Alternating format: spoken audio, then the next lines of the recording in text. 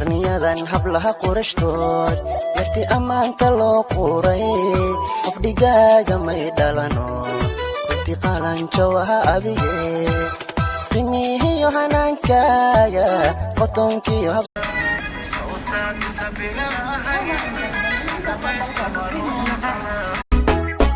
indhaayihii ku arkaado dheertahay marqura ku dhugtaada ku dheertahay dhawaaqaaga dhagaha culayo qabeel dumariyo dhibaad tahay markaan ku noqdo xaas shariya iska dhowrno baas markaan ku noqdo xaas shariya iska dhowrno baas qodhayda ku siiyo xaas